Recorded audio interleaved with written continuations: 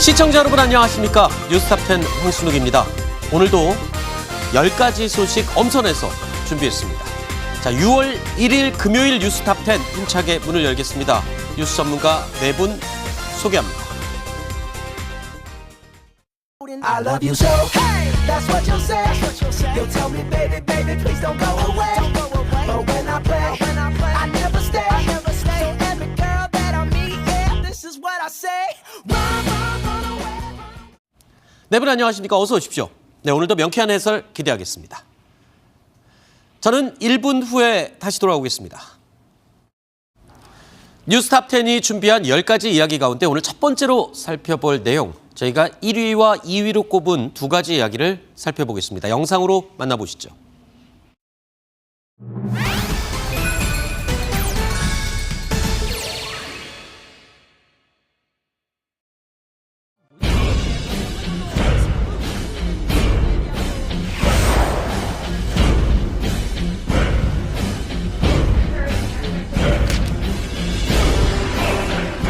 I believe they'll be coming down to Washington on Friday, and a letter is going to be delivered to me from Kim Jong-un. So I look forward to seeing what's in the letter.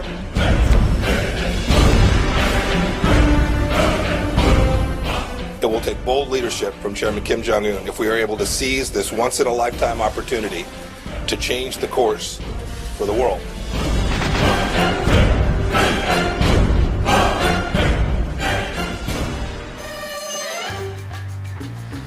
지금 가장 바쁜 사람이 누굴까요? 전 세계에서 아마 김정은 위원장이 아닐까 생각을 해봤습니다.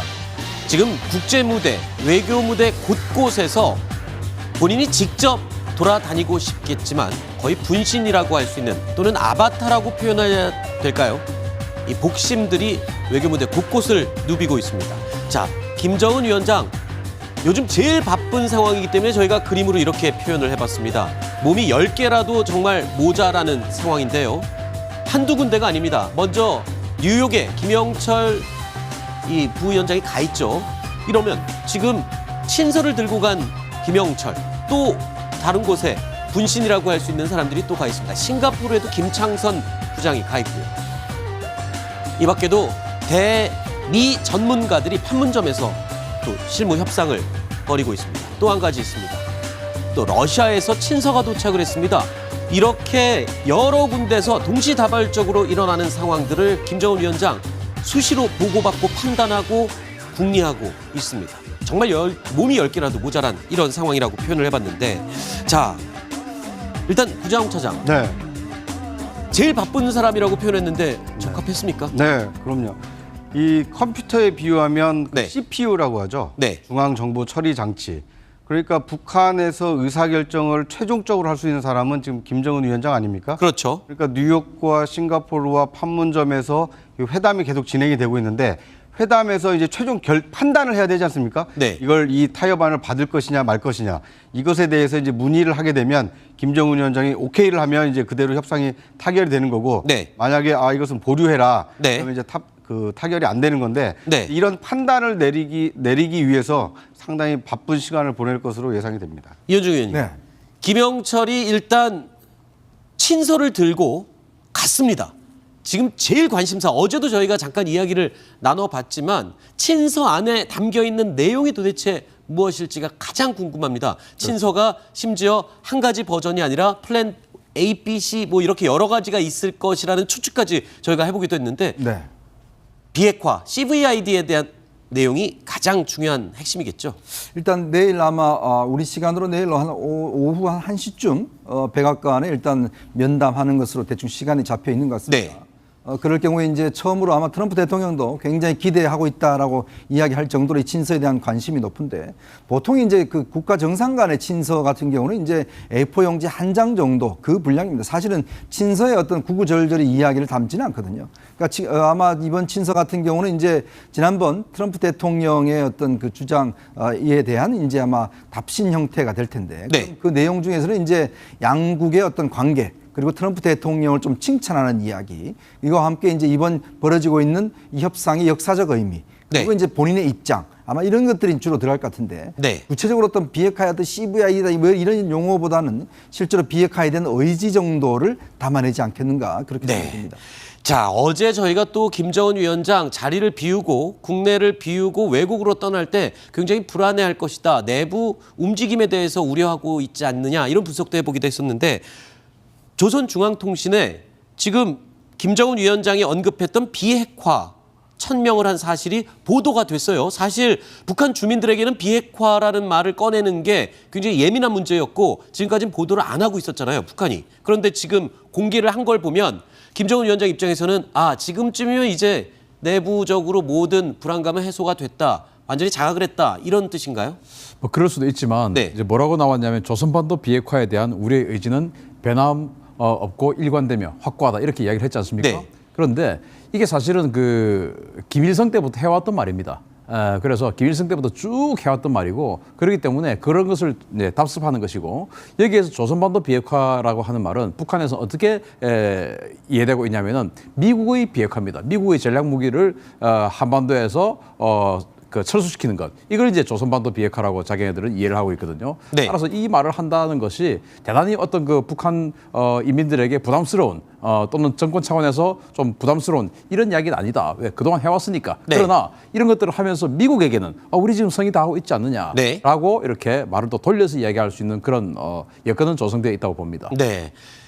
어제 저희가 이런 얘기도 또 짚어봤습니다. 북한이 주장하고 있는 비핵화의 과정 그리고 미국이 주장하는 비핵화의 과정 접합점이 좀 없어서 굉장히 지금 막판 조율하는 데 힘이 들 것이다 이런 예측도 해봤었는데 이러다가 혹시 적당한 비핵화에 합의를 하는 게 아니냐 이런 우려도 저희가 이야기를 나눠봤습니다. 그런데 폼페이오 국무장관 주변에서 이런 논란이 일자 이에 대한 확고한 의지를 다시 한번 밝히기 위한 것이었을까요?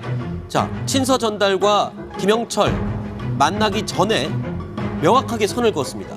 비핵화, 핵탄두 일부 반출, 그리고 ICBM 우선 전량 폐기 뭐 이런 것들에 대한 우려가 나오자 아니다. 탄도미사일을 포함한 핵 프로그램 모든 요소가 포함이 된다. 그러니까 완전한 CVID에 대한 미국 측 입장을 다시 한번 강조한 것이죠. 네, 우리가 우려를 했었죠. 혹시나 트럼프 행정부가 북한과 협상 과정에서 여의치 않으면 네. ICBM을 폐기하고 일부 핵탄두만 미국으로 반출한 다음에 그냥 그대로 봉합하는 게 아닌가 이렇게 우려를 그랬죠. 했는데 그 우려를 불식시키기 위해서 폼페이오 국무장관이 다시 한번 분명히 하는 것이 아하. CVID에 의한 비핵화다라고 네. 얘기했는데 어떻게 보면은 제가 조금 얘기를 했었습니다만은 미국이 그 유엔 제재라는 칼과 군사적 옵션을 쓴다는 그런 두 번째 칼 가지고 두 가지 칼을 가지고 북한을 압박을 해서 북한으로부터 비핵화 문제에서는 완전한 그런 백기투항을 원하고 그 다음에 이제 보상 자천에서는 북한이 상상할 수 없는 엄청난 보상을 해주겠다. 네. 라는 전략으로 계속 가고 있는 것으로 이제 생각이 됩니다. 그 입장은 한 번도 변한 적이 없군요. 중간에 이 논란이 되고 있지만 전혀 미국 입장은 변한 게 없다. 요구사항은 완전한 비핵화 그리고 검증 가능한 비핵화 이후에 큰 보상이 있을 것이다. 이 부분에 대해서는 변함이 없다는 걸 확인해 준 것 네, 같습니다. 그러니까 중요한 협상 전략 중에 하나입니다. 네. 왜냐하면 지금 실무 협상 과정에서 만약에 이 협상에서 달성해야 될 목표를 낮추게 되면 네. 정말 본 협상에서는 거기서부터 이제 협상이 논의가 시작이 될 가능성이 크거든요. 그러니까 실무 협상에서는 최종 목표를 CVID로 분명히 못 박아놓고 이제 트럼프와 김정은 이 두 사람 간의 어떤 담판에서 이제 그렇게 되면 뭐 미국의 이제 일방적인 승리겠지만 네. 만약에 어떤 이제 단계적으로 간다라면 약간의 이게 양보의 여지를 좀 남겨놓은 측면이 좀 있어 보입니다. 네. 폼페이오 국무장관은 이 미국의 입장, 완전한 비핵화에 대한 완전한 미국의 입장을 이야기를 하면서 그러면서도요. 비핵화 협상의 마지막 공은 김정은 위원장에게 넘겼습니다. 이제 모든 결정은 마지막으로 김정은 위원장 당신이 하시오. 이런 입장입니다. President Trump and the United States objective is very consistent and well known. The complete, verifiable, and irreversible denuclearation of the Korean Peninsula. It will take bold leadership from Chairman Kim Jong-un if we are able to seize this once-in-a-lifetime opportunity to change the course for the world. President Trump and I believe Chairman Kim is the kind of leader who can make those kinds of decisions. 자, 폼페이오 국무장관과 김영철이 만나서 많은 이야기를 하고 진전도 많이 보긴 했지만 결국 최종 결정은 트럼프 대통령과 김정은 위원장이 마지막에 조율을 할 것을 남겨놨다. 이렇게 이해가 되는 것 같은데 그건 남겨놓은 건가요? 아니면 조율이 안 돼서 남겨둔 건가요?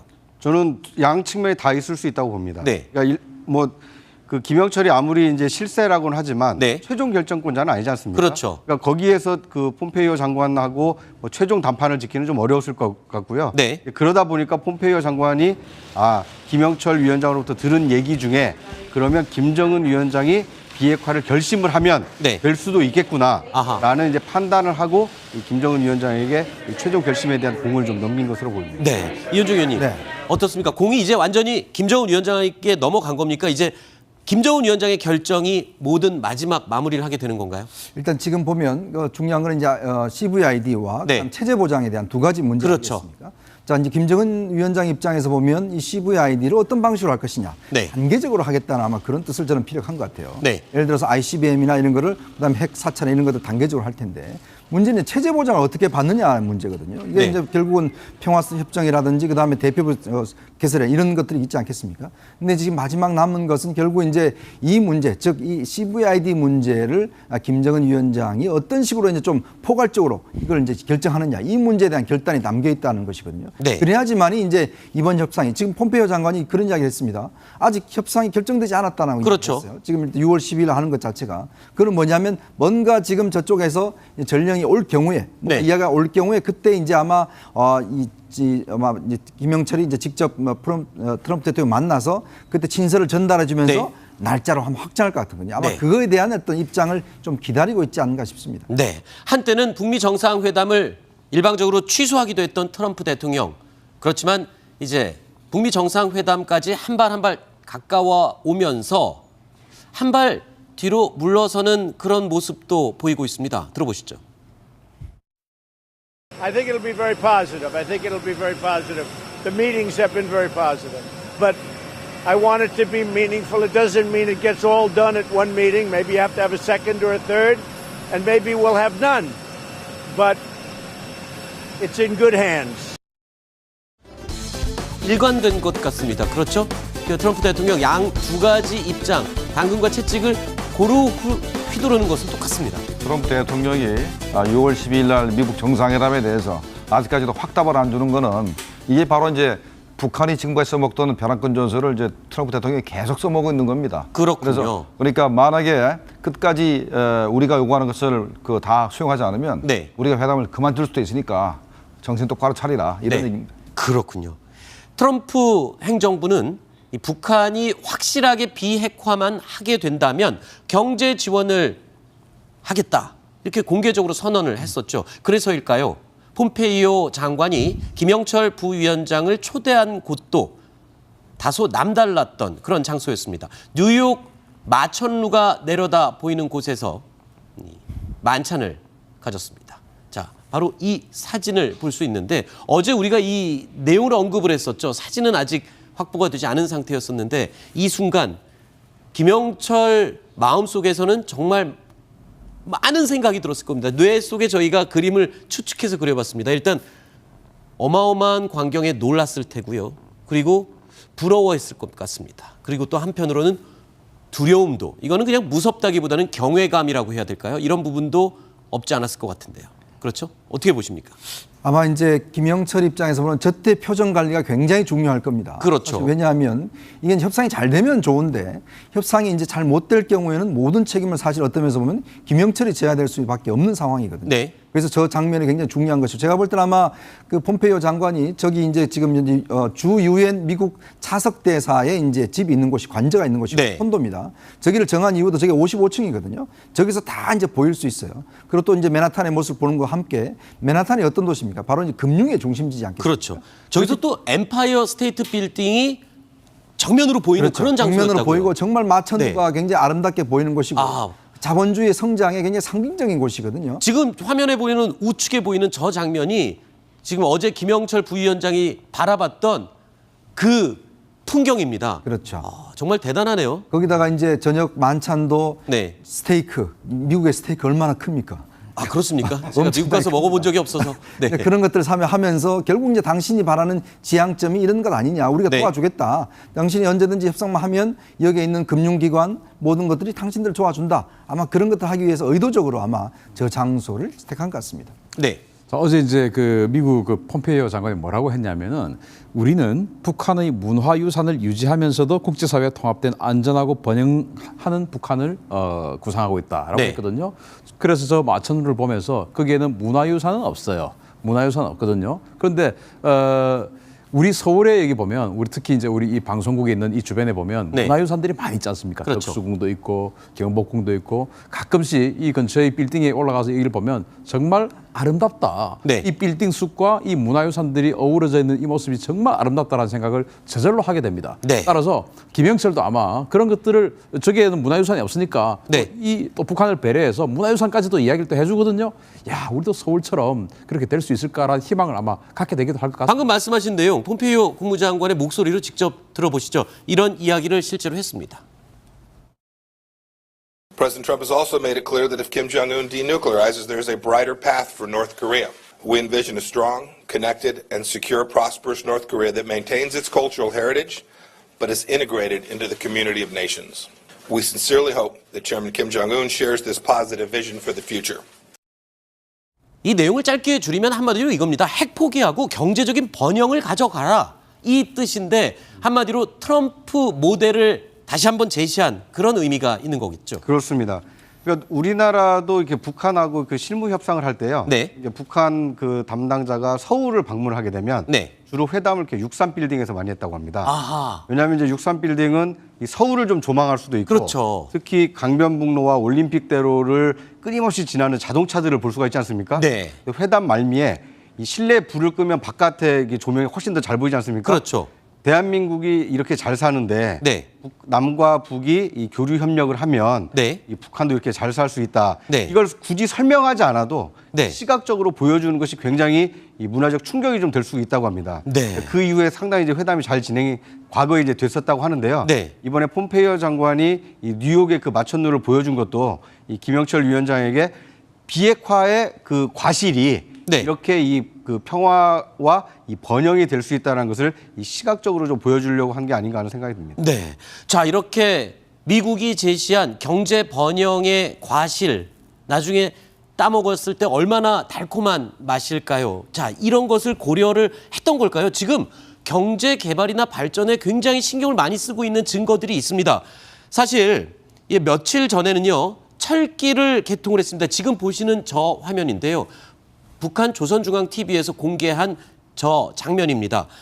자, 철길을 개통한 데 이어서 얼마 전에는 중국의 경제 개발을 공부할 수 있는 참관단을 보냈는데 200명이나 보냈어요. 200명의 실무급 북한 인사들을 보냈는데 이거를 우리 언론은 이렇게 표현하고 있습니다.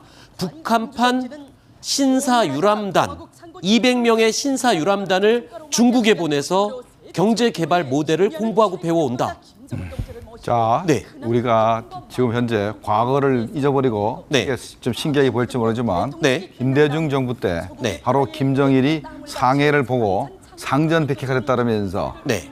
중국을 배우겠다고 바로 저렇게 신사유람단 같은 이런 아하. 배우를 보내서 많이 공부해 그랬죠. 왔습니다. 네. 그다음에 또 하나는 그뿐만 아니라 영국이나 프랑스 이런데 그 자본주의 그 교육을 할 수 있는 사람들 네. 초청에다가 어떻게 하면 자본주의 할 것인가도 공부도 많이 했고 네. 또 우리 그 대학 교수들도 가서 강의를 많이 했습니다. 네. 경영학이라든가 회계학 같은 것들 엄청나게 강의를 많이 했는데 불구하고 네. 현재 북한의 모습을 보십시오. 크게 변한 게 없거든요. 그렇죠. 래서 이것만 가지고는 아하. 북한이 과연 이렇게 그 개혁 개발할 것인가 하는 게 우리가 확신할 수 없는 겁니다. 아니요, 그래도 지금 이런 분위기가 논의가 되고 있는 이런 분위기에서는 좀 앞선 이야기일지 모르겠지만 미국을 상징하는 프랜차이즈 업체가 북한에도 들어서지 않을까라는 기대를 지금 벌써 여기저기서 하고 있습니다. 네. 특히 강남의 스타 땡땡 커피집 그리고 맥 땡땡 햄버거집이 들어갈 수가 있을 것인가. 강남이 어디냐고요? 당연히 우리 서울 강남 말고요. 북한에도 지명이 강남이 있다고 합니다. 그래서 보겠습니다. 실제로 북한은 지금 강남 경제개발구를 굉장히 북돋우고 있는 분위기인데요. 여기에 스타 땡땡 커피숍과 맥 땡땡 햄버거가 네. 들어갈 가능성이 있을지 잠깐만요. 구정 차장 먼저 얘기를 들어볼까요? 네. 예. 그러니까 지금 비핵화와 이 경제 번영이 네. 동전의 앞뒷면처럼 뭐 CBID와 CBIG를 이게 교환해야 되는 상황 아닙니까? 네. 그런데 비핵화는 어떻게 보면 현금을 내주는 겁니다. 네. 있는 무기를 없애고 폐기하는 거니까. 네. 근데 경제 번영은 약간 어음을 받는 거거든요. 네. 시차가 좀 있지 않습니까? 네. 북한 경제가 살아나려면 시간이 좀 걸리는데 그 갭을 과연 트럼프 대통령이 어떻게 개런티 해줄 거냐. 네. 그러니까 뭐 돈을 직접 지원할 수는 없는 거 아닙니까? 네. 그런데 이제 간접적으로 지원하는 것 중에 하나가 저런 어떤 자본주의의 어떤 그 경제 투자가 네. 북한에 들어가서 북한 경제를 활성화시키는 것을 만약에 미국이 앞장서서 하게 된다라면 네. 뭐 우리나라도 들어갈 수 있고 일본도 들어갈 수 있으니까 이제 북한 경제 번영이 확실해진다. 뭐 이제 네. 이런 측면에서 아마 이 강남 경제 개발구가 의미가 있다 이런 얘기가 나오는 네. 거죠. 실제로 스위스 유학, 해외 유학을 오래 했던 김정은 위원장 입장에서 햄버거도 많이 먹고 지냈을 테고요. 입에 맞을 것 같습니다. 그리고 커피도 굉장히 좋아하는 것으로 알려져 있는데 자, 저 두 가지 브랜드 김정은 위원장도 은근히 내심 원하고 있을지도 모르겠습니다. 원하고 있겠죠. 네. 저는 사실 제가 대학 다닐 때 네. 저 메이커가 한국에 처음 들어왔을 때 그 충격을 네. 지금 잊지 못합니다. 왜 그걸 충격받고 그러세요? 너무 좋았어요. 커피와 햄버거 좋아서. 너무 네네. 좋아서. 그래서 근데 그때는 뭐 민주화 시위하고 막 그러던 시절이었음에도 불구하고 빅맥 지수라는 것도 있지 않습니까? 자본주의를 네. 상징하는 저 메이커가 들어와서 정말 젊은이들이 열광하고 저기에서 줄을 서서 사 먹고 하던 그때가 있었는데 그로부터 지금 30년 가까이 지나니까 우리나라가 어떻게 됐습니까? 세계 최정상의 민주국가가 됐죠. 그래서 저는 그게 또 근데 잠시만요. 네. 그게 햄버거하고 커피가 들어와서 우리가 민주화가 되고 뭐 그건 된건 아니지만 네네. 그런 것과 그 과정 중에 더불어서 들어온 거겠죠. 더불어서 그래서 북한에도 저런 것들이 들어가면 서구 자본주의는 이런 것들을 먹고 살구나. 네. 우리는 그동안 뭐 했지라는 그런 생각을 할 수도 있을 것 같아서 저는 네. 기대가 됩니다. 참고로 사족을 붙이자면 네. 요즘 우리 국산 토종 브랜드 커피와 햄버거가 훨씬 더 맛있고 자. 잘 나오고 있죠. 네. 자, 김정은이가 그래서 저거를 갖다가 북한 일반 주민들이 접근할 수 있는 데는 안 만들 겁니다. 그래서 그래요? 강남 경제개발구라고 해서 외국인이 투자할 수 있도록 이렇게 조그만하게 만들었습니다. 네. 작년 12월 달에 만들었기 때문에 그 지역에다가 아마도 뭐 프랜차이즈점을 갖다가 이렇게 해서 외국인이 주로 투자하는 지역에다가 네. 개성공단 같이 그렇게 해서 만들면 했지. 저걸 뭐 평양의 중구역에다가 네. 뭐 김일성 광장 앞에다가 뭐 여기 프랜차이즈점을 개설하거나 그럴 가능성은 별로 없습니다. 알겠습니다. 어쨌든 그 미국의 대표 프랜차이즈 업체가 북한에 들어갈 가능성을 이야기한다는 자체가 벌써 많이 변한 게 아닌가 이런 생각이 듭니다. 자, 이번 이야기는 여기서 마무리하고요. 다음 세 번째 이야기로 이어가 보겠습니다. 자, 다음 순서는 이분과 또 함께 하겠습니다.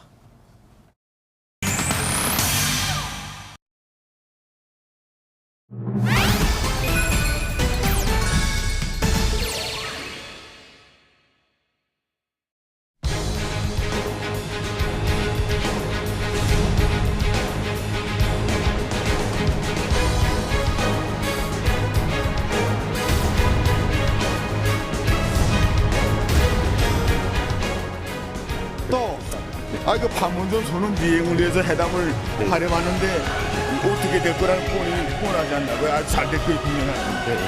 자, 기자 선생님들은 잘 안 되는 거야.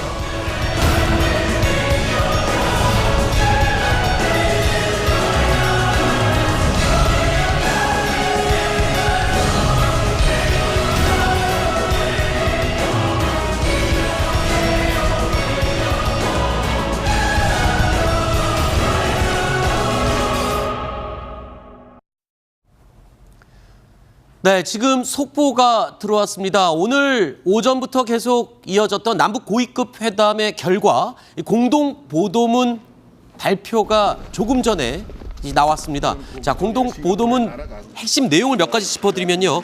가까운 시간 내에 개성의 공동 연락 사무소를 개설하기로 합의를 했다라는 내용이 포함되어 있고요.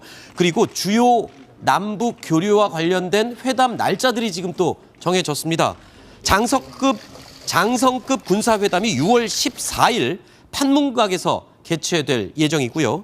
두 번째로 남북 체육회담이 또 6월 18일에 평화의 집에서 개최될 예정입니다. 또 남북 적십자 회담도 6월 22일에 금강산에서 개최될 것으로 예정이 발표가 됐습니다. 자, 남북 공동 보도문 포함된 내용 몇 가지를 지금 제가 알려드렸는데 굉장히 지금 의미가 있어요. 이 판문점 선언문에 포함된 내용들을 실제로 실천하고 현실화시키는 구체적인 방안들이 지금 도출이 된 것이죠. 회담 날짜를 잡았으니까요. 네. 지난번 16일 날 사실 북한 측의 갑작스러운 불참 통보로 해서 일단 회담이 중단이 됐지 않습니까? 그랬죠. 그 이후에 사실 2차 남북 정상 판문점 회담이 열리고 난 다음에 이제 오늘 재개된 회담인데 네. 일단 앞으로 있을 여러 가지 회담에 대한 일정들을 오늘 이제 확정을 한 것 같습니다. 아까 앵커에 소개해 주신 대로 이 적십자 회담, 군사 회담 그리고 이제 곧 있을 6.15 그 공동 행사 같은 네. 경우도 이제 서울에서 아마 열기로 했고요. 그리고 앞으로는 철도 문제라든지 그다음에 네. 올 가을에 북한 예술단들이 이제 한국으로 서울 오는 문제라든지 네. 이런 등등해서 앞으로의 향후에 이제 여러 가지 일정들에 대해서 오늘 네. 확정해서 일단 공동으로 발표를 했습니다. 자, 그러니까 장성급 군사회담, 군사 관련 문제 협의를 하기로 했고요. 남북체육회담, 문화교류가 지금 또 물꼬가 트이는 분위기입니다. 마지막으로 또 남북 적십자회담, 이 부분에는 이산가족 상봉뿐만 아니라 인도적인 차원의 모든 교류가 또 포함이 되어 있습니다. 자, 앞으로 기대되는 남북 간의 활발해진 교류, 단 전제 조건이 있습니다. 북미 정상회담이 잘 진행되고 비핵화가 우선 해결된 뒤에 남북 간의 교류가 활발하게 이루어져야 되는 것이 순서다라는 지적이 계속 일고 있죠. 자, 짧게 말씀해 주시죠. 네. 예. 그러니까 날짜를 잡은 걸 보면은요. 네. 일단 북미 정상회담이 잘 되는 것을 전제로 해서 날짜를 택일했다는 걸 알 수가 그렇죠. 있습니다. 그러니까 12일이 북미 정상회담이고 네. 이틀 뒤에 군사회담. 네. 그다음에 나흘 뒤에 또 이제 그 체육회담 그리고 또 나흘 뒤에 이 적십자 회담 아닙니까? 4일 간격으로 계속 그렇습니다. 잡혀 있죠. 그러니까 북미 회담에서 비핵화가 그 북미 간에 상당한 진척이 있으면 바로 군사회담을 통해서 남북 교류와 협력을 할 수 있는 토대를 닦고 네. 그다음에 그 문화 교류를 시작을 하고 그다음에 이제 그 인도적 지원과 이 교류를 할 수 있는 이런 태기를 해놨다 이렇게 볼 수 있을 것 같습니다. 알겠습니다. 자, 속보 내용은 여기서 잠시 마무리하도록 하고요. 저희가 탑10이 준비한 내용 계속해서 진행하겠습니다. 김정은의 또 다른 분신이죠. 리선권 조평통 위원장은 오늘 남북 고위급 회담을 위해서 판문점 평화의 집을 찾아왔습니다. 북미 정상회담을 앞두고 있는 만큼 리 위원장은 남한 취재진들에게 질문 공세를 받았는데요. 어떤 답변을 했는지 들어보시죠. 그건 저하고 상관없는 일입니다. 그건 거기 저기 싱가포르에 날아가서 거기다 질문합시오. 이건 판문점이라고 해.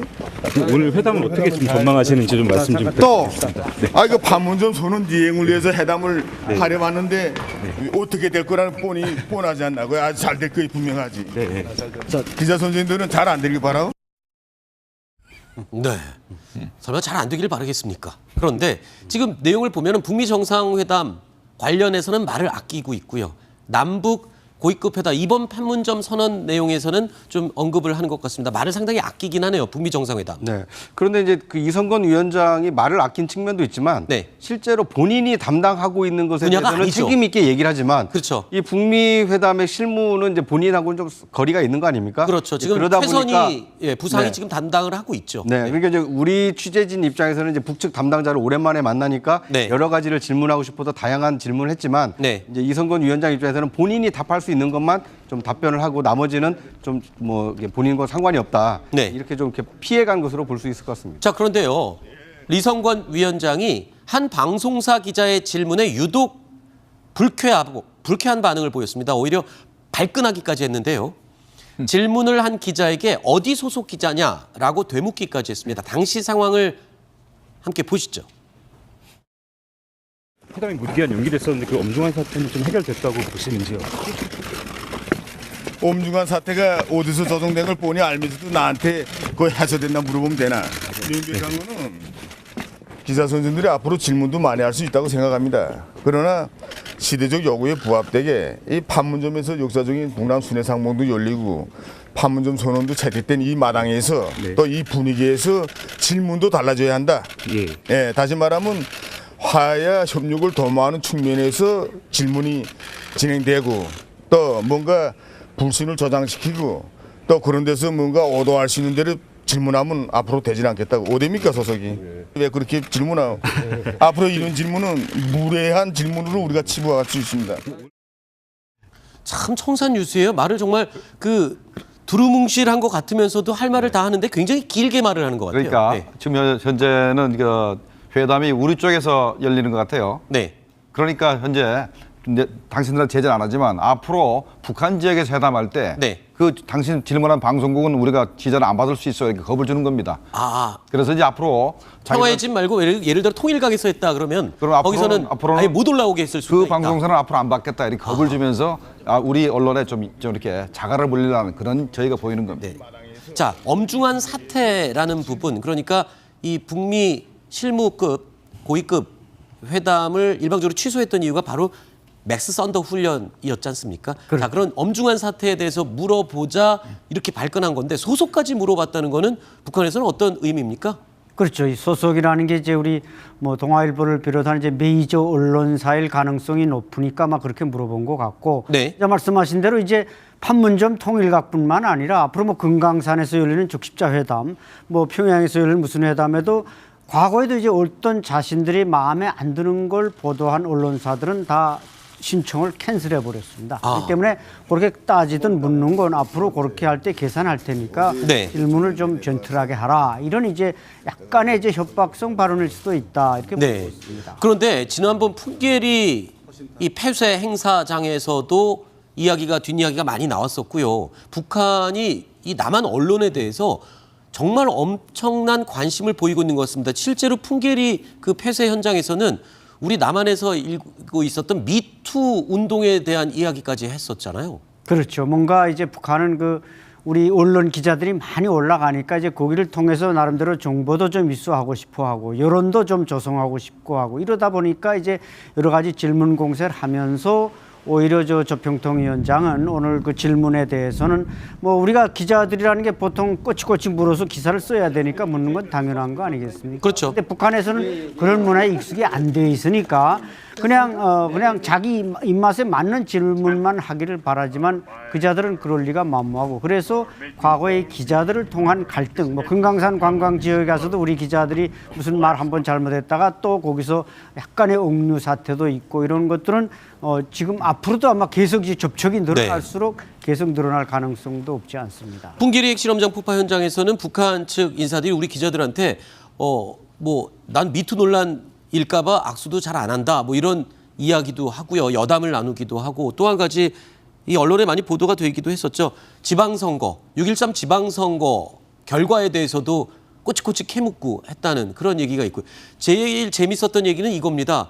이 JFK 공항에 같이 도착을 했을 때 이 남한이 요즘 북한 소식으로 많이 재미를 보고 있으니까 이 수익을 7대 3으로 좀 반반 나눠갖자 이렇게 농담으로 이제 건네기도 했다고 하는데 그만큼 북한 인사들과 남측 취재단과 가까워지고 이제 편해지지 않았나 이런 생각을 해봤습니다. 자, 제가 그 네. 부분에 있어서 그러면 북한 전 그 기자가 우리 한국 정세 다 아는가라고 네. 생각하시면 안 되고 그래요? 아마 질문한 사람 대부분 다 통정부 산하에 있는 통정부 직원들일 가능성이 높아요. 네. 기자 완장을 차고 있지만은 그래서 그 사람들은 아마 남한 정세에서 정확히 알고 있고 네. 오히려 이제 조선중앙방송이라든가 조선중앙TV 기자들은 우리나라 정세 잘 모릅니다. 네. 그 질문한 사람 대부분 다 통정부 직원이라고 보면 되겠습니다. 네.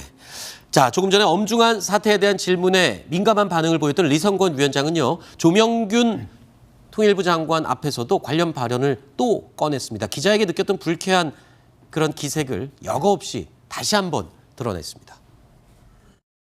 기자 선생이 저한테 엄중한 상황이 해소됐다고 생각합니까? 해서 내가 그거는 조명균 장관 선생한테 문의하라고 그 장본인 그 철회한 사람한테 물어봐야지 나한테 왜 물어보는가 이렇게 이야기를 했는데 이제 그런 문제는 여기서 논의할 필요는 없고 이미 과거가 됐으니까 앞으로 그걸 범하지 않으면 됩니다. 네. 일단은 내용 들어보면은 저 부분에 대해서 2번이나 언급을 하는 걸 보면 굉장히 언짢았다라는 것. 또 한 가지 원래 하고 싶었던 말은 그거 같습니다. 남한에게 책임을 지금 뭔가 넘기고 싶어하는 그런 의지가 담긴 것 같은데요. 맞습니다. 이제 책임은 고위급 회담을 결렬시킨 건 자기네가 결렬시킨 게 아니라 남쪽이 시켰는데 왜 그걸 나한테 묻느냐. 그렇죠. 그래서 이제 책임은 분명히 남한에 있으니까 조명균 장관한테 물어라. 이제 이런 식인데 저분이 이제 그 말하자면 군인이었다가 이제 조평통 위원장이 됐고 지금 뭐 판문점에서 최선희 무슨 그 송김 회담이 열리고 또 뭐 김영철 우리 이성건 저 위원장 형님처럼 모시는 노동당 부위원장은 워싱턴에 가 있고 여러 가지 지금 북한이 약간 그 미국과 대등한 관계에 가 있으니까 어떻게 보면 좀 대한민국을 약간 네. 무시한다기보다는 그렇게 우리를 함부로 다루지 마라. 우리는 국제적인 지금 상당히 레벨이 올라가 있어. 이런 네. 것을 암시하는 뜻으로도 해석을 할 수 있습니다. 자, 어찌됐든 다시 마주 앉게 된 남한과 북한. 그런데 오늘도 조명균 장관과 리성건 위원장은 회담 공개 문제, 그러니까 회담을 공개하느냐 마느냐 문제를 놓고 옥신각신했습니다. 공개하자는 리성건 위원장, 그리고 비공개로 진행하자고 하는 조명균 장관. 과연 누구의 의견이 통했을까요? 들어보시죠. 첫 북남 고위급 회담인 것만큼 공개적으로 기자 선생들이 다 있으면 좋을 것 같습니다.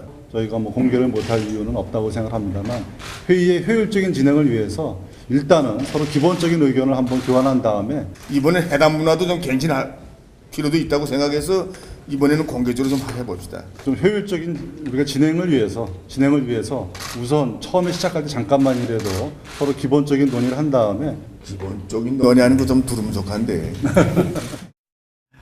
네, 그러니까 각신했습니다. 그런데 저 얘기만 들어보면은 잘 모르는 사람 입장에서는요, 아니 공개하는 게 좋은 거 아닌가? 왜 우리 정부는 자꾸 비공개로 하자 그러지? 라면서 혹시 우리 정부의 입장에 대해서 오해를 하실 분이 있을 것 같은데 실제로는 다른 사연이 있다고요. 네, 1월 달에도 네. 똑같은 상황이 그랬죠. 재판됐습니다. 네. 자, 그러면 리성건 위원장이 왜 이렇게 세게 나오느냐? 네. 어차피 얘기해봤자 우리가 안 들어줄 거니까 원래는 자기도 처음부터 공개하고 싶지 않아요. 네. 그런데 이제 저렇게 공격을 해서 우리가 공개를 안 하게 만들라는 그 전략도 하나 있고 또 하나는 뭘 얘기하려고 그러냐면 이 사람들이 우리한테 시비를 거는 게 한미연합훈련 얘기를 하려고 그럴 겁니다. 네. 이게 공개하게 되면요. 그다음에 판문점 공동선언에 보면은 어떠한 적대 회기도 하지 않았어요. 공중과 해상과 지상에서 어떤 공간에서 적대 회기를 하지 않고 약속을 했는데 왜 당신들이 한미연합훈련 해가지고 이 적대 회기를 했느냐. 네. 그다음에 왜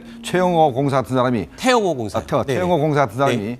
국회에서 이렇게 김정은 위원장을 이렇게 비난하는 발언하게 만들었냐. 이 등등 이런 거를 하면서 자기들이 정당하고 우리가 뭔가 위반한 것처럼 여론을 조성하려고 이제 공격을 그러면 그 시작하는 내용이 실시간으로 보도가 될 테고 그럼 남한에서도 논란이 일고 굉장히 좀 시끄러워질 수 있겠죠. 그런 부분을 노린 것이다. 네. 그러니까 제가 이제 그 남북 회담 취재를 해보면 네. 북한이 항상 저렇게 이제 뭔가 우리 쪽에 이야기할 게 있을 때 자꾸 공개를 하자고 그래요. 아, 그래요? 근데 자기들이 불리할 때는 일단 바로 하자고 그럽니다. 아. 근데 이제 사실은 북한이 저 태도를 보면 굉장히 좀 오만한 그런 빛이 비치지 않습니까? 사실은 회담이 갑작스럽게 취소한 게 바로 이제 북한 측에 취소를 했거든요. 그렇죠. 근데 실제로 이제 저렇게 회담에서 공개할 때의 북한 측 태도하고 공개하지 않을 태도는 상당히 다릅니다. 사실. 아, 그래요? 이 공개하지 않으면 굉장히 또 우리한테 또 많이 고분고분한 측면이 있어요. 뭔가 자기들 얻어가고 싶은 게 있을 때. 네. 그래서 뭐 쌀 지원이나 이런 거 있을 때는 또 되게 또 이제 저자세로 하거든요. 그러니까 저런 식으로 이제 공개적으로 할 때는 뭔가 프로파간다를 좀 하겠다는 취지인데 저는 그래서 지금 보면 북한이 자꾸 우리가 어떤 면에서 보면 좀 저런 북한의 어떤 버릇이라든지 네. 북한의 태도라든지 사실 지난번에 그 김계관이 이제 트럼프 대통령 편지 보냈을 때 그때 트럼프 대통령이 회담을 바로 안 한다고 그러니까 바로 그냥 꼬리를 내렸지 않습니까? 네. 그런 건 마찬가지로 제가 볼 때는 좀 우리도 당당하게 알겠습니다. 나갈 필요가 있다라고 생각이 듭니다. 알겠습니다. 네. 이번에 풍계리 그 폭파할 때 북한이 어떻게 했습니까? 창문도 못 열게 하지 않았습니까? 그랬죠. 그러니까 북한은 통계 체제고 보여주고 싶은 것만 보여주는 기차 게 안에서 아닙니까? 말씀하시는 거죠. 그렇죠. 네네. 그러니까 이번에 뭐 그 회담을 공개하자고 해서 굉장히 자신 있는 것처럼 보이지만 실제로는 본인들이 하고 싶은 얘기만 하려고 공개하자고 했다. 네. 이런 점을 좀 염두에서 봐야 될 것 같습니다. 알겠습니다. 자, 이번 이야기 여기서 마무리하고요. 다음 소식으로 이어가 보겠습니다. 네 번째 이야기 저희가 3위로 꼽은 소식이 준비되어 있습니다.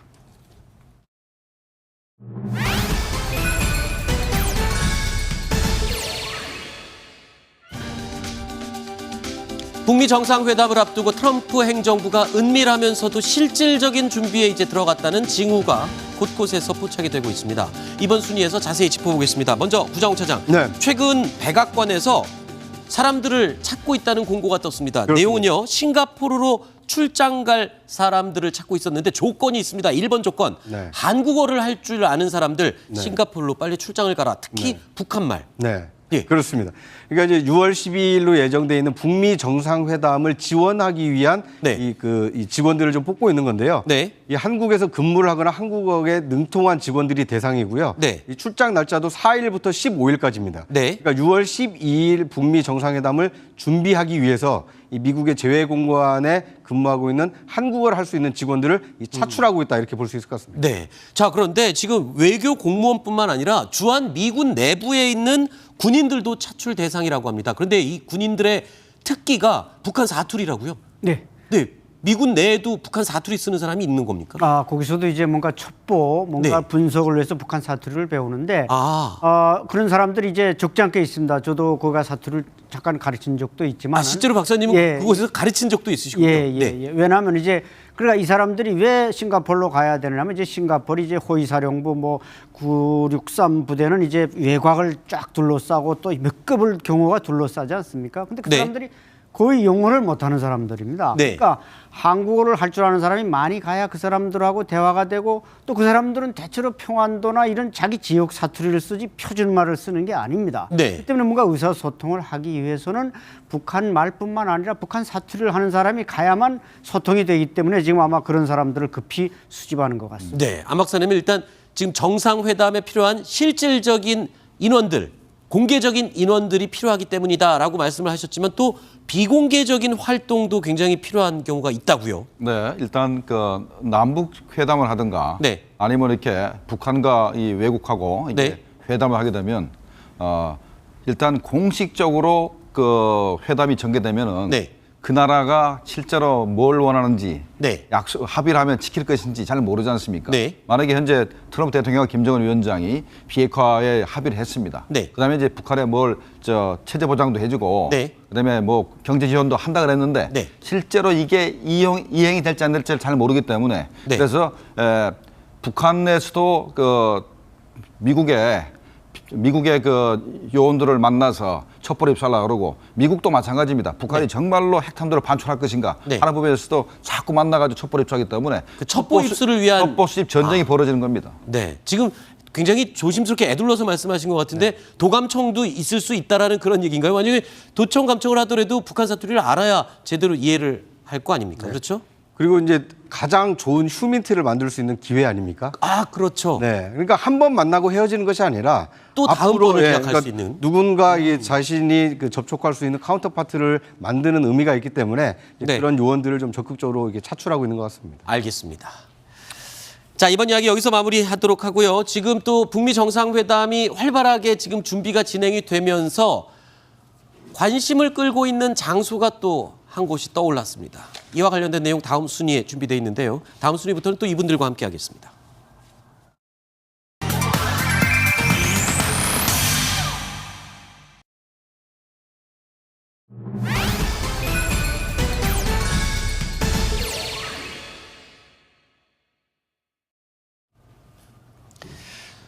북미 정상회담을 앞두고 롯데 뉴욕 팰리스 호텔에 다시 시선이 쏠리고 있습니다. 오바마 전 미국 대통령, 트럼프 대통령이 유엔 총회 참석 때마다 임시 백악관으로 썼을 뿐만 아니라 이 장소 폼페이오 국무장관 또한 이곳에서요 김영철 노동당 부위원장과의 회담에 대한 기자회견을 열었기 때문입니다. 롯데 뉴욕 팰리스 호텔은 신동빈 롯데그룹 회장이 아버지 신격호 회장의 경영 철학과는 정반대의 승부수를 걸었던 그런 장소로 유명하기도 합니다. 신격호 회장이 과거에 엉겁결에 맡게 된 호텔 사업이 이 롯데 뉴욕 팰리스 호텔로 날개를 달게 된 셈이 됐습니다. 자, 이 얘기를 좀 짚어보도록 하겠습니다. 이현종 의원님. 네. 그러니까 롯데 뉴욕 팰리스 호텔이 갑자기 전 세계의 주목을 받는 외교의 장으로 바뀌었습니다. 그렇습니다. 지금 이제 이 뉴욕 팰리스 롯데 호텔 같은 경우는 사실은 이제 미국의 주요 인사들이 네. 예를 들어서 여기 이제 유엔 총회가 열리지 않습니까? 네. 그러면 총회가 열리면 이제 대통령부터 시작해서 국무장관이 다 옮겨와야 되는데 그때 옮겨올 때 바로 이제 이 호텔을 사용을 하고 네. 그리고 또 이제 많은 영화나 이런 드라마에 이제 배경이 되긴 하죠. 네. 워낙 유명한 호텔이니까 이게 원래 이제 2015년도에 이제 롯데가 인수를 했는데 사실 네. 그 전까지만 해도 우리가 아스토리아 호텔이라는 곳을 썼습니다. 아, 우리 네. 저 김대중 대통령이나 이제 역대 대통령이 가면 다 그 호텔을 묵었거든요. 네. 근데 문제는 이제 그 호텔이 중국 자본에 인수된 이후로부터는 사실 이 호텔이 사실은 이제 주요한 국가들, 즉 중국과 러시아를 제외한 나머지 국가들의 어떤 정상들이 쓰는 네. 그런 호텔로 변모를 하고 있는 것입니다. 아, 원래는 아스토리아 호텔을 사용을 하다가 롯데 이 팰리스 호텔로 옮겨갔다. 임시 백악관으로도 쓰인다. 그곳에서는 상당히 고급스러운 그런 호텔로 통하는가 보죠. 그렇습니다. 그 럭셔리 호텔이고요. 가보셨나요 혹시?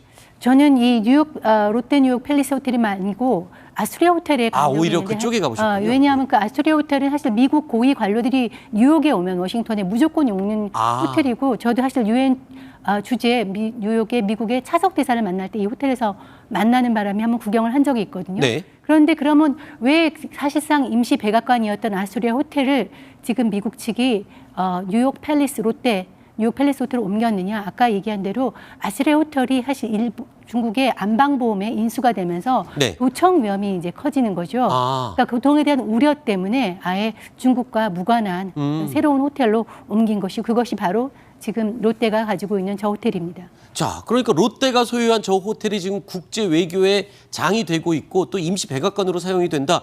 굉장히 좀 신기한데요. 이 신동빈 회장이요.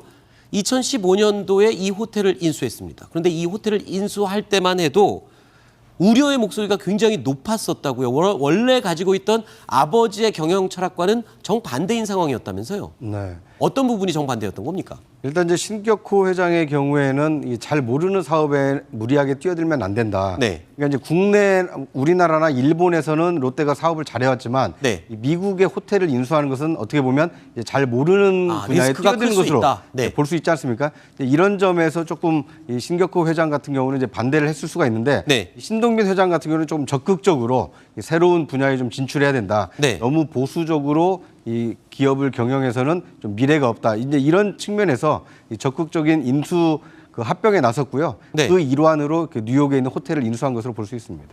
자, 그런데 이 승부할 자신이 없는 곳에는 절대 투자를 안 하는 게 신격호 회장의 이 경영 철학이었다고 하면서 사실 롯데 호텔이 처음에 시작했던 것도 신격호 회장이 하고 싶어서 했던 게 또 아니었었잖아요.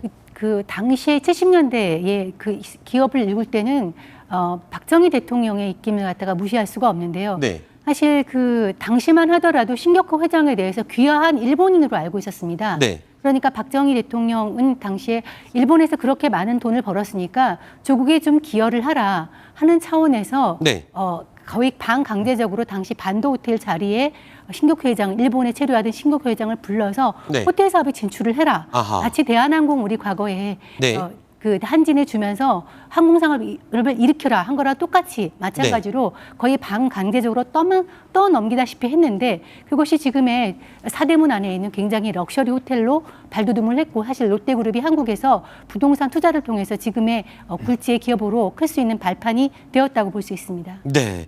이 얘기 나온 김에 과거 롯데 호텔에 대한 이야기 하나만 더 여쭤보겠습니다. 지금 신격호 회장이 사실 롯데 호텔을 이용해서 여러 다양한 사람들을 많이 만날 수 있는 그런 장소로 활용을 했다고 하는데 그런데 이 롯데 호텔 자리 때문에 당시 이병철 삼성그룹 창업주와는 아주 사이가 틀어지는 계기가 됐었다는 일화가 있어요. 그렇죠. 사실 지금 롯데 호텔에 위치 있는 자리가 정말 알짜 자리 아니겠습니까? 그렇죠. 이제 반도 소공동. 호텔 자리에 네. 있고 사실 이제 이 타운 일대를 이제 아마 당시 이병철 회장도 굉장히 눈독을 많이 들고 있었던 것 네. 같아요. 그러니까 여기에 삼성 타운을 만들면 정말 시내 중심가에 어떤 삼성가를 만들 수 있다는 네. 생각을 했는데 문제는 이제 바로 그 신격호 회장이 이제 이쪽 반도 호텔을 매입을 하면서 이제 롯데 호텔을 지었고 거기다 또 백화점까지 지었지 않습니까? 그렇죠. 그러다 보니까 하나의 롯데타운이 거대하게 형성되다 보니까 이병철 회장도 사실 사이가 안 좋았어요. 네. 근데 이제 이게 이재용 회장 때 들어오면서 사실 롯데하고 이제 롯데화학을 이제 인수를 하고 네. 하면서 사실 좀 화해한 그런 상황이 될 수가 있습니다. 알겠습니다. 자, 롯데 팰리스 호텔. 자, 요 얘기를 저희가 한번 짚어봤습니다. 관심의 대상이 되고 있어서요. 자, 다음 순서로 이어가 보겠습니다. 이 정치권 소식도 살펴볼까요?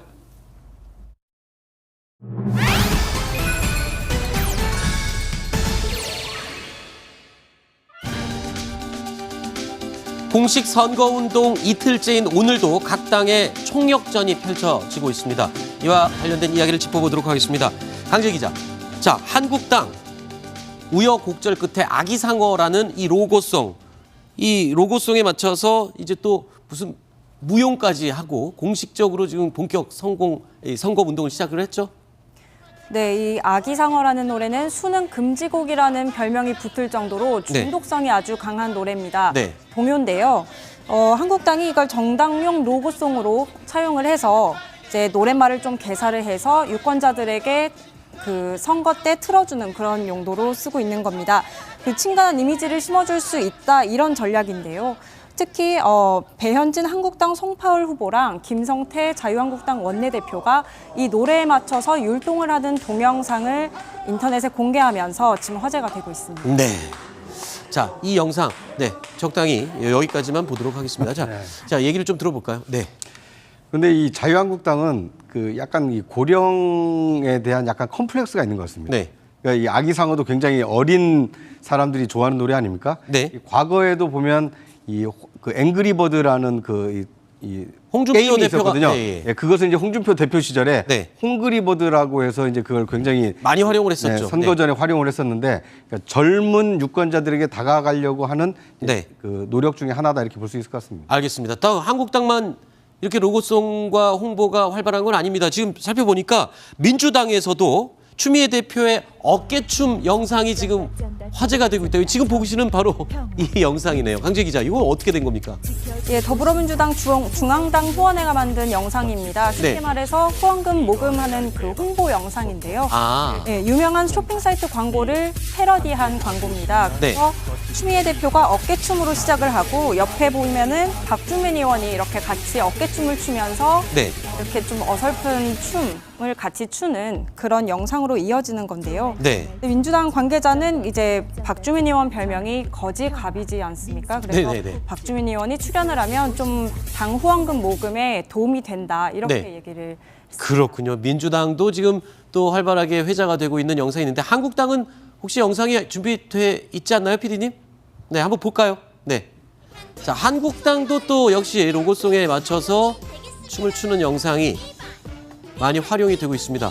지금 배현진 송파을에 출마한 배현진 후보의 영상이기도 한데, 자, 일단은 율동 속에 배현진 후보가 눈에 띕니다. 아마 전면에 배치를 한 것 같아요. 그렇죠? 네, 아무래도 이제 그 젊은 정치 신인이다 보니까 이 당의 간판으로 지금 내세워서 이 뭐랄까 이제 이 등을 돌린 이 유권자의 마음을 돌리려고 좀 노력을 하고 있다 이렇게 볼 수 있을 것 같습니다. 네.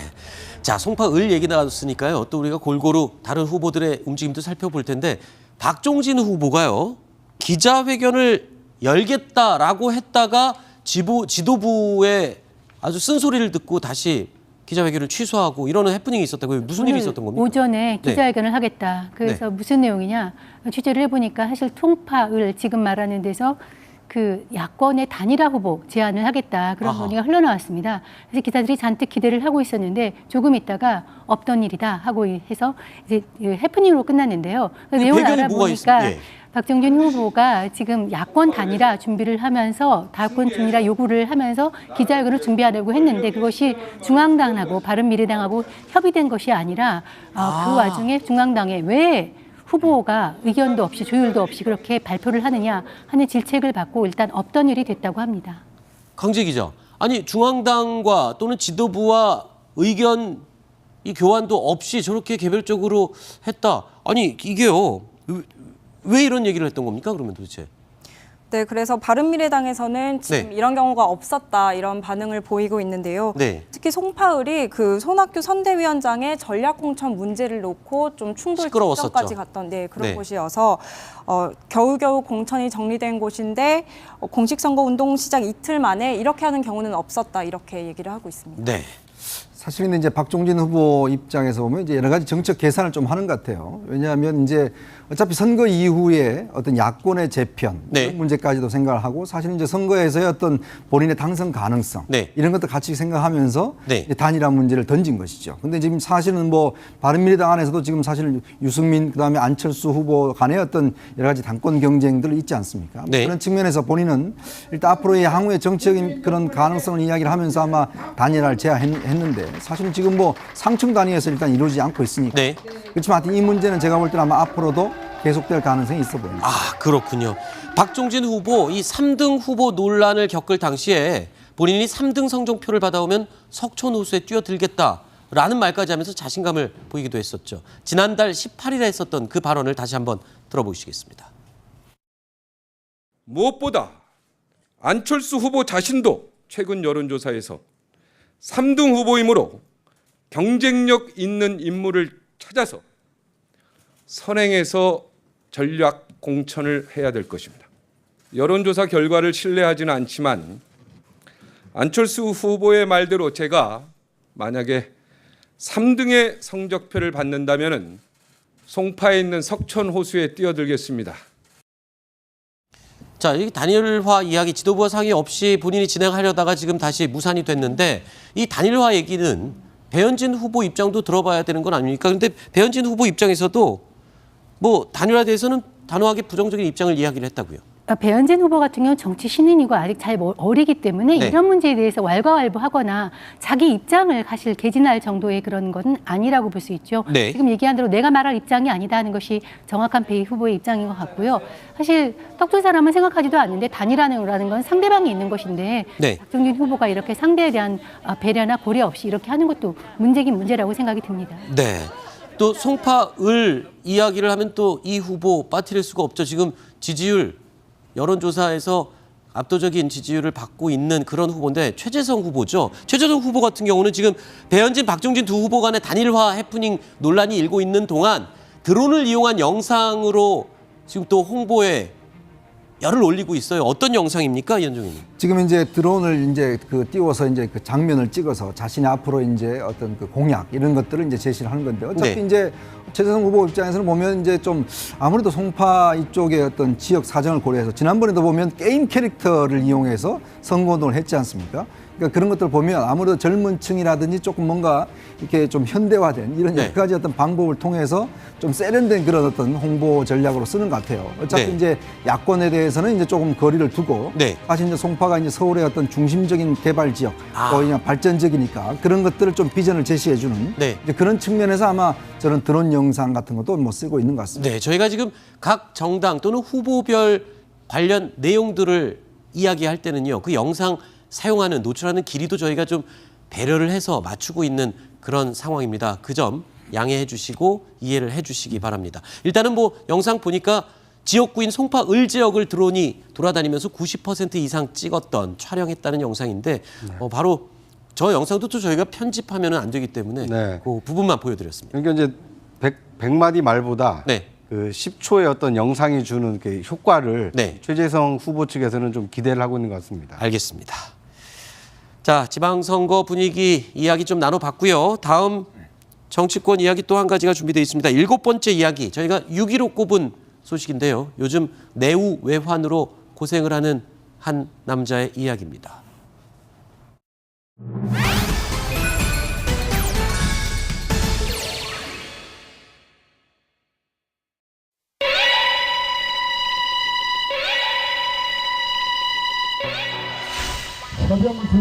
서병수는 지금 딴 데 가는 모양이죠? 사상이 있습니다.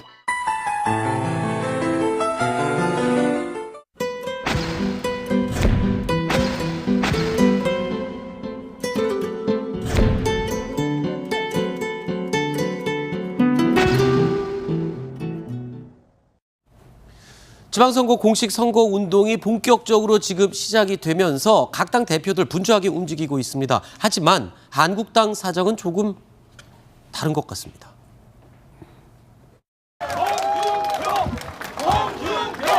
저는 후보가 아니라서 오늘은 최진봉입니다.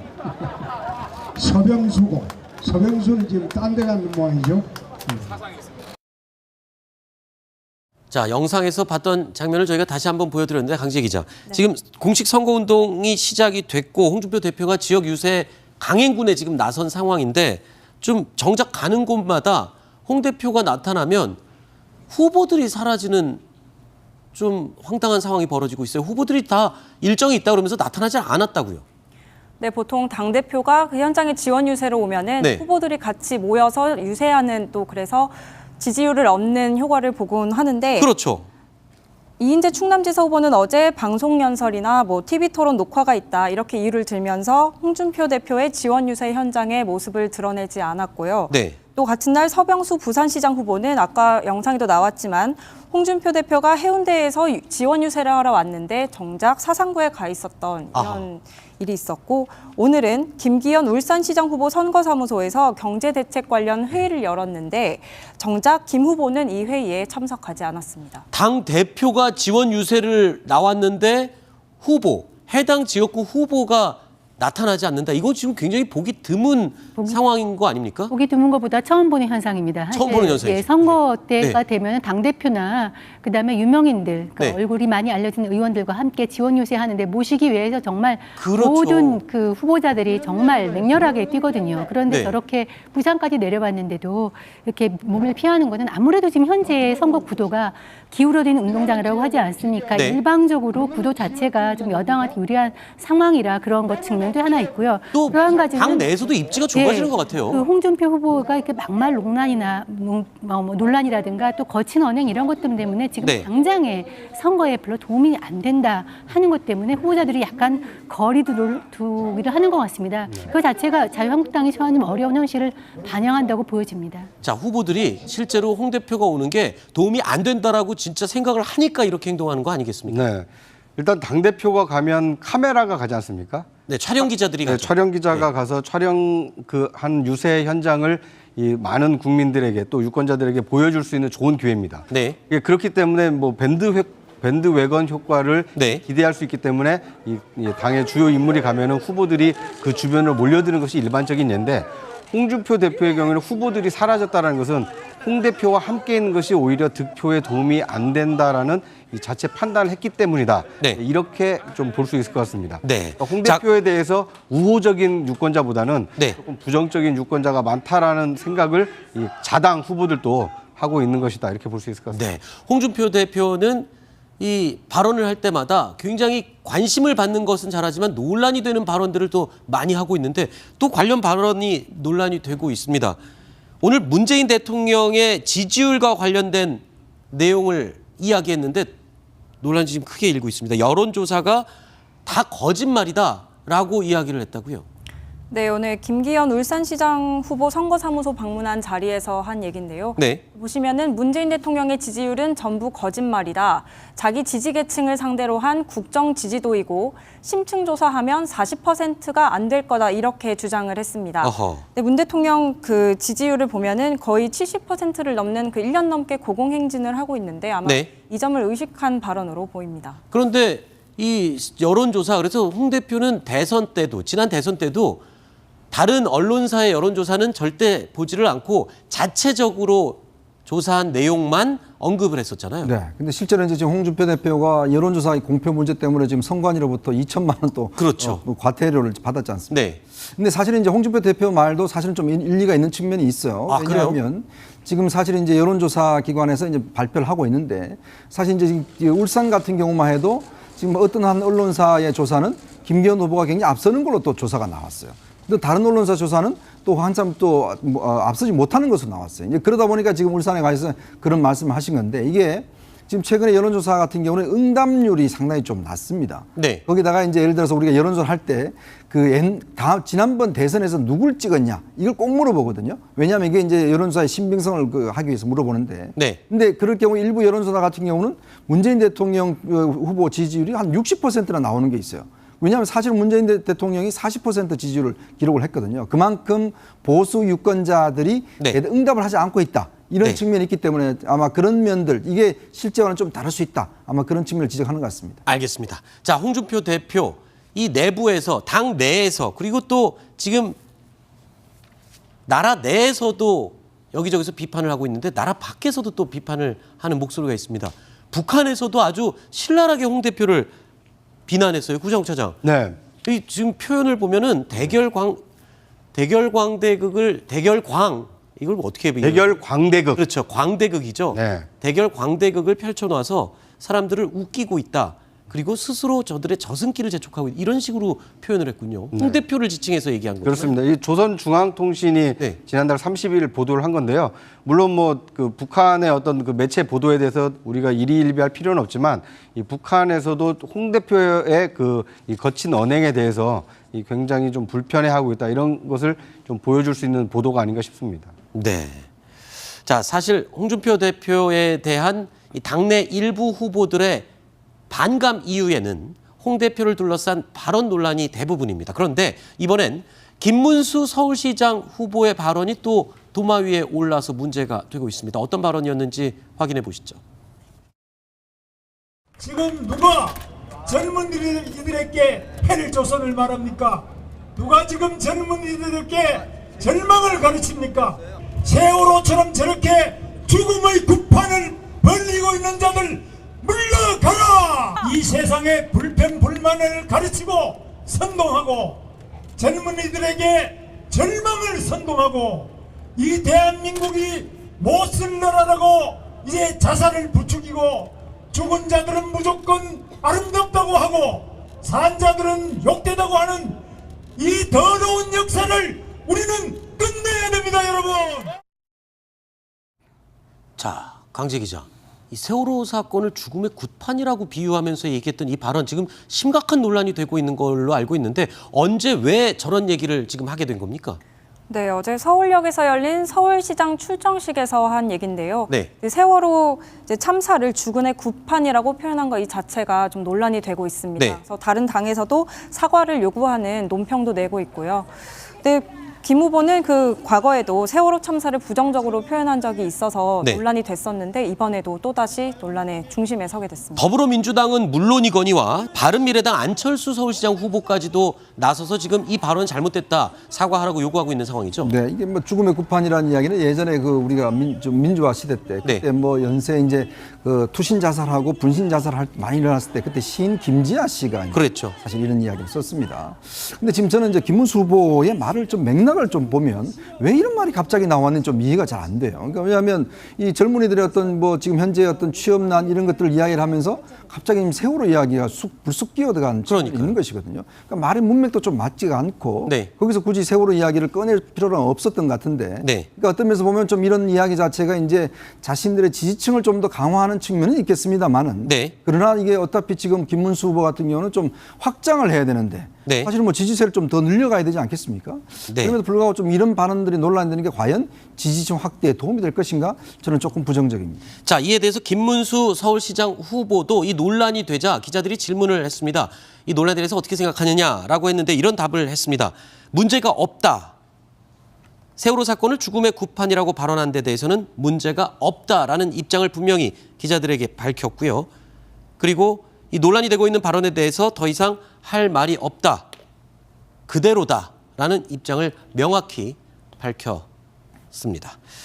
자, 이런 가운데 민주당 추미애 대표 이야기로 좀 이어가 보겠습니다. 추미애 대표는요, 선거 유세에서 빠질 수 없는 재래시장을 찾아서 민심 잡기에 나섰습니다. 영상 확인해 보시죠. 여기 5,000원어치를 담을까요? 그럼 더 담아야 돼요. 당선병 하나 먹겠습니다. 자, 이게 당선떡입니다. 우리 후보님을 하나 먹겠습니다.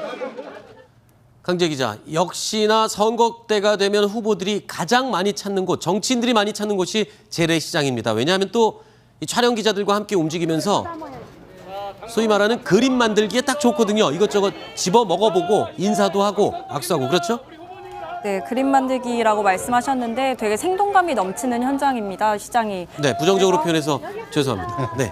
생동감이 넘치는 현장이고 또 친근한 이미지를 줄 수 있고 또 서민과 가까이 다가간다 이런 이미지를 줄 수 있어서 선거 때마다 시장은 단골 장소로 꼽히는 곳입니다. 네, 일단은 뭐 맛있는 음식도 먹어보고 저기서 추미애 대표가 또 여성으로서 이제 장을 더 많이 보고 익숙하지 않겠습니까? 그래서 또 시장 사람들이랑 더 친근한 모습으로 연출을 할 수도 있을 것 같아요. 그렇죠?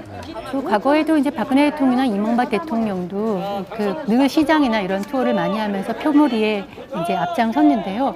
사실 지금 이제 앞서가고 있는 구도상 앞서가고 있기 때문에 추미애 대표로서는 저런 식의 유세만 하게 되면은 참 좋겠다, 기분이 좋겠다는 생각이 네. 들지만 또 여당의 책무라는 게 이렇게 예를 들어서 노동조합의 현장이라든가 이런 데 가게 된다면 책임도 져야 되기 때문에 아마 저렇게 행복한 어떤 그런 투어와 그다음에 여당으로서의 무게감과 같이 느끼는 그런 시즌이 아닌가 생각이 듭니다. 네. 자, 추미애 대표와 이 선거 후보들 이 시장에서 되게 활기찬 모습을 보이니까 보는 사람도 굉장히 즐겁고 정치인들이 항상 저런 즐겁고 좋은 친근한 모습으로 항상 다가왔으면 하는 그런 바람을 가져봤습니다. 짧게 말씀해 주시죠. 네, 예. 이 선거 때 기자들도 이렇게 르포할 때는 이렇게 재래시장을 좀 주로 많이 그렇죠. 찾아가거든요. 그런데 이제 시장 상인들이 하시는 말씀이 네. 정치인도 그렇고 기자도 그렇고 왜 꼭 선거 때만 찾아오느냐. 네. 평상시에 마트 가지 말고 재래시장을 좀 많이 이용해달라. 네. 이렇게 당부를 하는 그 상인들을 만나기도 했습니다. 알겠습니다. 자, 이런 반면에 더불어민주당 지도부 군산에서는 지금 보신 영상과는 좀 다른 분위기가 연출이 됐다고 합니다. 어떤 분위기였길래 그런지 확인해 보실까요? 야, 어렵다 나오라고 해! 이거 노라고 찌라고 내지 말라고 해! 들어오라고 한다며요! 자, 강재 기자. 지금 저건 어떤 상황입니까? 지금 굉장히 혼란스러운데요. 예, 더불어민주당 지도부가 전북 군산에서 지원 유세를 하러 갔는데 네. 그 민주노총 조합원들의 반발이 있어서 아하. 결국 유세를 하지 못하고 발걸음을 이유가 뭡니까? 왜 그렇게 반발한 겁니까? 얼마 전에 국회에서 최저임금법 산입 범위를 네. 포함한 개정안이 통과가 됐는데요. 네. 민주노총 조합원들이 아하. 폐기를 촉구하면서 추미애 대표와 면담을 요구를 한 겁니다. 네. 영상에서 보셨지만 일부 그 조합원들과 민주당 당직자들 간의 일부 몸싸움도 일어났습니다. 네. 자, 이 민주당 지도부의 군산 지원 유세 상황까지 살펴봤습니다. 정치권 이야기는 여기서 마무리하도록 하고요. 이제 8번째 이야기, 오늘 저희가 8위로 꼽은 소식으로 이어가 보겠습니다. 이번 순서부터는 또 이분과 함께하겠습니다.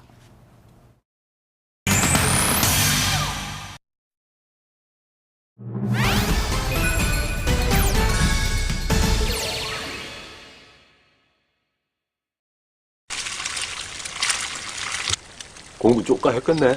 검사 되려고. 피 쌌다.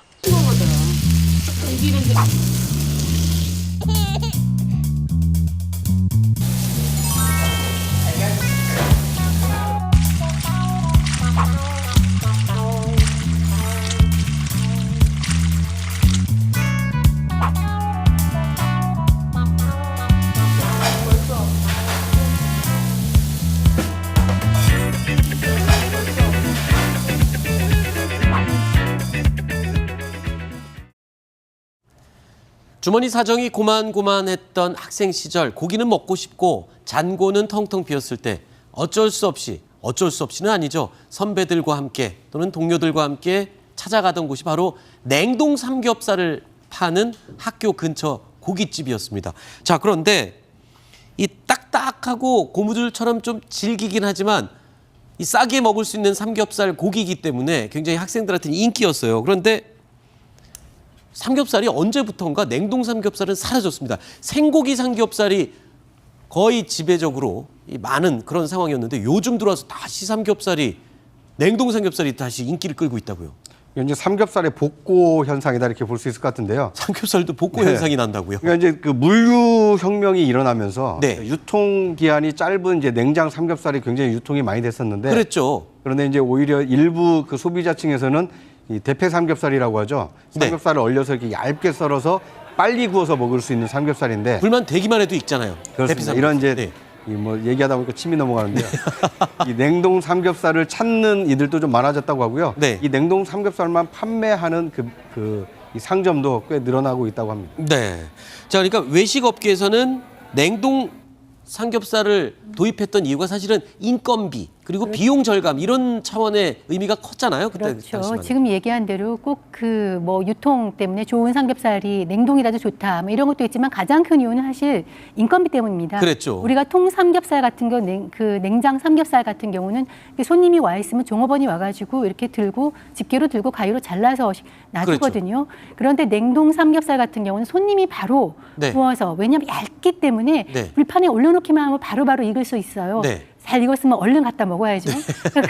그런 추억 때문에 사실은 이거 손님이 직접 할 수 있다는 것 때문에 이 인건비 문제는 뒤에는 최저임금의 어떤 인상이라는 우리 사회 현상도 반영돼 있습니다. 네, 많이 먹을 수 있다는 이유로 학생 때 많이 먹었던 싸게 많이 먹을 수 있다는 이유로 이 학생들이 많이 즐겨 먹었습니다. 냉동 삼겹살. 근데 그때 좀 냄새도 나고 질기다 이런 이야기들이 많았죠. 그런데 실제로 요즘은 그렇지 않다고 합니다. 냉동 삼겹살이라고 무시하면 안 된다고 하네요. 전문가에게 물어봤습니다. 냉동을 시켰을 때 삼겹살이 맛이 없다라는 인식이 굉장히 많은데 그 삼겹살이 맛이 없다라고 인식하는 거는 결국에 육즙의 보존 여부라고 생각을 하시면 돼요. 고기를 도축을 하자마자 빠른 시간에 급속 냉동을 하게 되면 사실 그 수분이라던가 육즙을 전부 보존을 하실 수가 있거든요. 최근에 기술이 많이 좋아져서 급속 냉동을 할 수가 있어서 이 고기의 맛에 많은 영향을 끼치지 않고. 자, 그리고 또 이 고기의 고정관념도 지금 깨지고 있어요. 돼지고기 그러면 꼭 삼겹살이어야 된다. 이런 관념도 깨졌다면서요. 어떤 부위가 그러면 인기를 끌고 있는 거예요? 그러니까 지금 원래는 우리가 삼겹살 그러면 우리나라가 세계 최고의 소비국 아니겠습니까? 그렇죠. 외국에서는 삼겹살 잘 안 먹습니다. 이제 근데 국내에서 워낙 또 가격도 비싸고. 근데 최근에는 보면 이게 볼살의 어떤 뭐 이 살코기 부분이나 이런 부분들을 이제 뭐 대망사 머리 부분에 있는 살이라 이런 걸 이용을 해서 이제 이걸 다시 이제 어떤 이 고기를 하는 건데 실제로 맛도 이것도 상당히 있고 그래서 실제로 이제 이게 이런 어떤 삼겹살 자체가 상당히 요즘은 또 식당에서 많이 유행을 하고 있다고 합니다. 먹는 얘기 나오니까 구자욱 차장님 되게 열심히 손을 드세요, 계속. 네. 그러니까 이제 삼겹살을 이제 제가 자주 먹어봐서 아는데요. 그러니까 우리나라 한돈이 이제 가장 유명하지만 전 세계 삼겹살이 한국으로 모인다고 보시면 됩니다. 일단 멕시코, 그러니까 중미에 있는 멕시코, 그다음에 유럽에 있는 벨기에, 독일 이쪽에서도 우리가 삼겹살을 수입해야 될 만큼 대한민국은 삼겹살 소비가 굉장히 많은 나라입니다. 알겠습니다. 삼겹살 얘기 여기까지만 해야 될 것 같습니다. 저도 지금 식사 때가 돼서 그런지 굉장히 침이 고이네요. 자, 뉴스탑 10 9번째 이야기로 이어가 보겠습니다.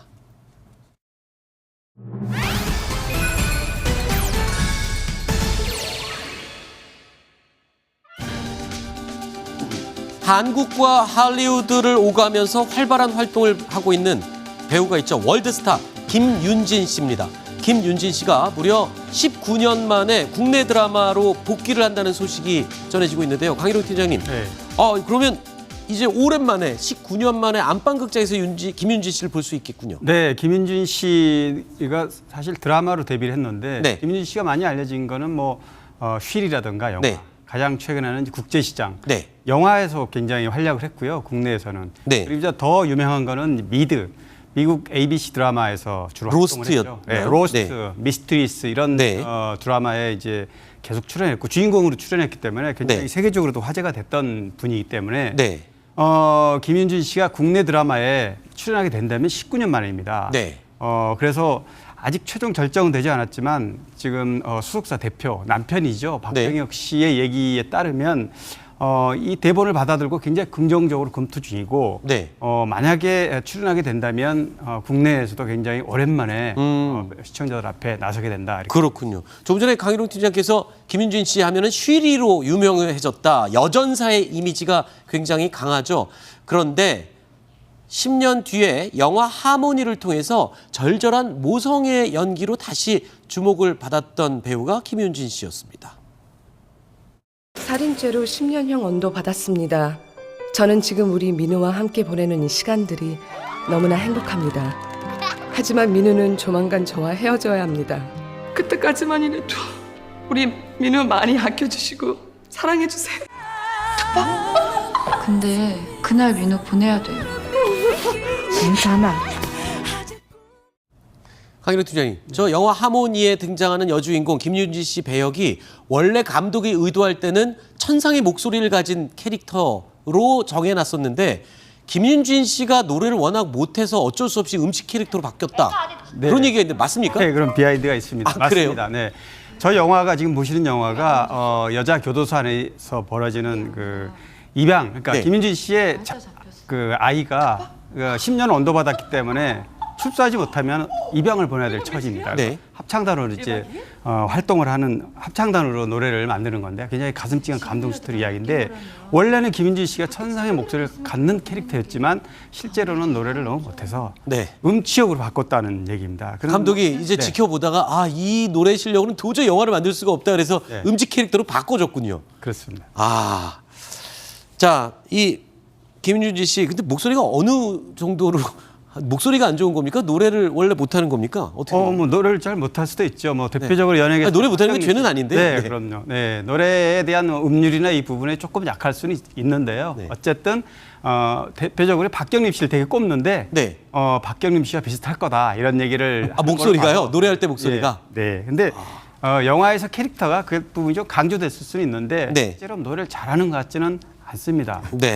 아마 그렇게 얘기를 한 것 같고요. 뭐 노래 정도야 김윤진 씨가 갖고 있는 엄청난 연기력과 다른 장점들이 다 커버를 해주고 있죠. 그런데 김윤진 씨 사실 헐리우드까지 진출하고 미국 드라마에 진출하기 직전에 안면마비로 아예 모든 계획이 무산될 뻔했던 그런 위기도 있었다고요. 네, 국내에서 쉬리로 굉장히 유명해진 이후에 뭐 아시다시피 김윤진 씨는 초등학교 들어가기 전에 부모님과 미국 생활을 했기 때문에 완벽하게 한국어와 영어를 잘 구사했고 실제로 또 데뷔하기 전에는 브로드웨이에서 활동을 했기 때문에 뮤지컬 배우도 했었습니까? 예, 했습니다. 학교 졸업하고 대학 졸업하고 그래서 국내 복귀하기 전에 활동을 했기 때문에 본인이 미국 할리우드 진출을 꿈꿨고 그래서 실제로 ABC 드라마 같은 많은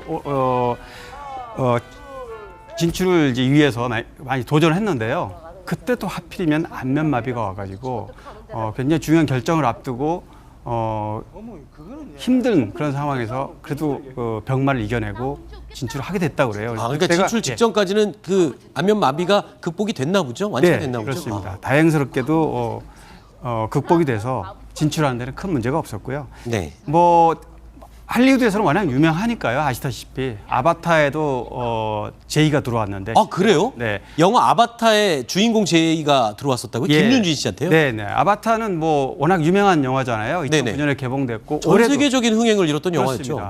올해도 재개봉을 앞두고 있는데 이 작품이 여주인공의 캐스팅이 사실상 진행이 중이었는데 그때 바로 아까 말씀하신 로스트 드라마 중이었기 때문에 드라마가 겹쳐 있기 때문에 이거를 할 수가 없어서 포기를 했다는 그런 사연입니다. 그렇군요. 김윤진 씨가 이 국내 드라마 저는 이제 우리나라 배우로만 생각을 하는데 사실상은 미국 드라마, 할리우드 영화 여기저기서 엄청난 캐스팅 제의를 받는 그런 배우이군요. 네.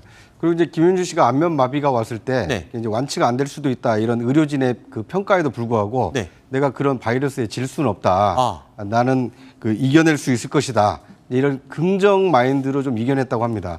그러니까 이제 그 배우가 안면마비가 오면 얼마나 힘들었겠습니까? 그렇죠. 그렇지만 스스로를 위안하고 이겨낼 수 있다라는 그 자기 암시를 통해서 이겨냈다는 것도 참 뭐 좋은 모습이 아닌가 하는 생각이 듭니다. 알겠습니다. 김윤진 씨 19년 만에 안방 드라마로 복귀를 한다는 이야기로 저희가 살펴봤습니다. 10번째 얘기가 또 준비되어 있습니다. 탑10의 10번째 소식은 항상 영상으로 준비되어 있죠. 오늘의 10위입니다.